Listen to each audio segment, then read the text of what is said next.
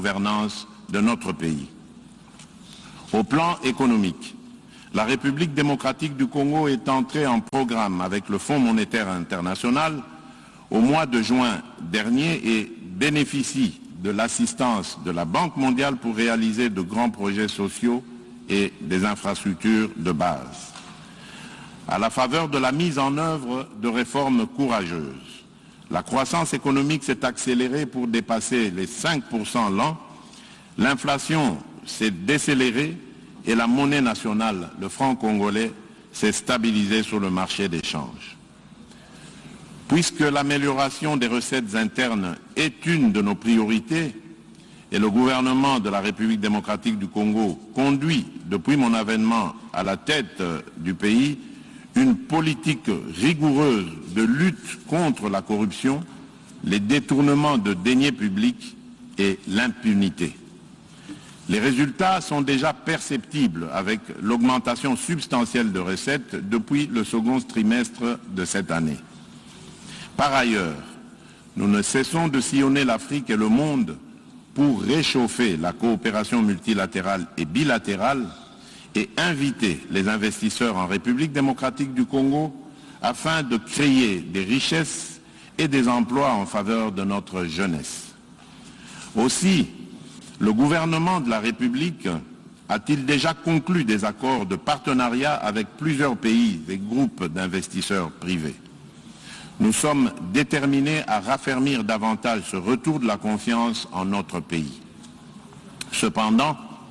une lourde hypothèque pèse sur ces acquis encourageants et risque d'entraver la marche victorieuse du peuple congolais vers son bien-être. C'est l'insécurité au nord-est de la République démocratique du Congo, en proie depuis 2 décennies à des attaques meurtrières et aux razzias récurrentes d'une multitude de groupes armés au sein desquels se trouvent des terroristes islamistes.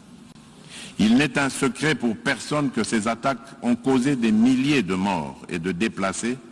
des viols de femmes et des violations massives des droits de l'homme.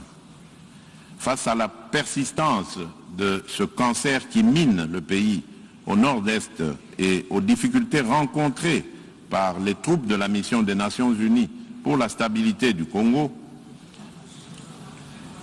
sur le théâtre des opérations, j'ai décidé de proclamer, conformément à l'article 85 de la Constitution, l'état de siège pour mettre fin à l'insécurité dans une région stratégique de la République démocratique du Congo. En vertu de ce régime constitutionnel d'exception, les forces armées de la République assument la totalité de la responsabilité de la gestion administrative et sécuritaire des provinces concernées, en même temps qu'elles mènent des opérations militaires. Grâce à l'état de siège, des avancées importantes ont été réalisées, notamment la neutralisation de plusieurs centaines de miliciens, les redditions de nombreux éléments de ces groupes armés, la récupération d'armes et de munitions par les forces armées de la République,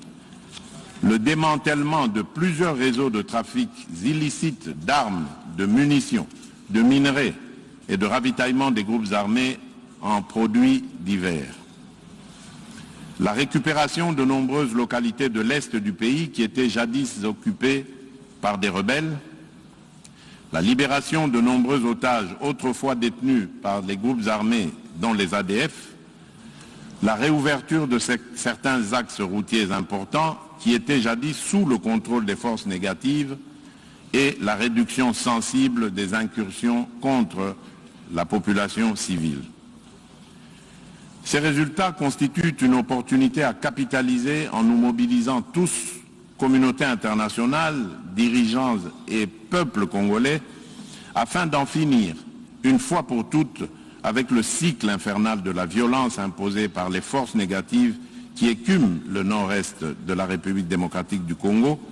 et de consolider la paix, la sécurité et la stabilité dans la région des Grands Lacs. C'est pour cette raison que le gouvernement de la République démocratique du Congo maintient et amplifie la pression sur les groupes armés et leurs complices et que l'état de siège ne sera levé que quand les circonstances qui l'ont motivé disparaîtront. En outre, il est essentiel que l'application à la République démocratique du Congo des mesures de notification préalables au comité des sanctions de l'ONU imposées par le paragraphe 5 de la résolution 1807 pour toute importation d'effets militaires par le gouvernement de mon pays ou toute prestation d'assistance, conseil ou formation liée aux activités militaires des forces armées et de sécurité de la République démocratique du Congo soit levée. Et ce, d'autant plus que le gouvernement a la mission constitutionnelle d'assurer la sécurité des personnes et des biens sur toute l'étendue du territoire national. Des sanctions sévères et exemplaires soient prises contre tous les réseaux mafieux, qu'il s'agisse de pays transit ou de destination, ou encore contre les multinationales qui exploitent illégalement les minerais de mon pays et alimentent en échange les groupes armés en armes et munitions, pérennisant ainsi le conflit en République démocratique du Congo et dans la région des Grands Lacs. Le retrait de la MONUSCO soit progressif, responsable et ordonné conformément à la résolution 2556-2020 du Conseil de sécurité de l'ONU. Monsieur le Président, en application de cette résolution, un comité conjoint République démocratique du Congo, MONUSCO, élargi à d'autres agences des Nations Unies et à la société civile, a été constitué pour définir la stratégie à élaborer et la feuille de route du retrait définitif de la MONUSCO en République démocratique du Congo. Le gouvernement de mon pays souscrit au plan de transition pour le retrait échelonné, responsable et durable de la MONUSCO élaboré par ce comité conjoint en collaboration avec la société civile. Pendant la période de transition qui expire en 2024, la République démocratique du Congo attend des Nations Unies et du Conseil de sécurité qu'ils donnent tous les moyens nécessaires à la MONUSCO et à sa brigade d'intervention rapide afin qu'elles remplissent leurs mandats et missions respectifs conformément à la résolution précitée. Il s'agit de s'assurer que les troupes y déployées aient les capacités et les moyens requis, y compris la formation nécessaire répondant aux exigences de la réalité sur terrain et de la guerre asymétrique que mènent actuellement les groupes armés et les terroristes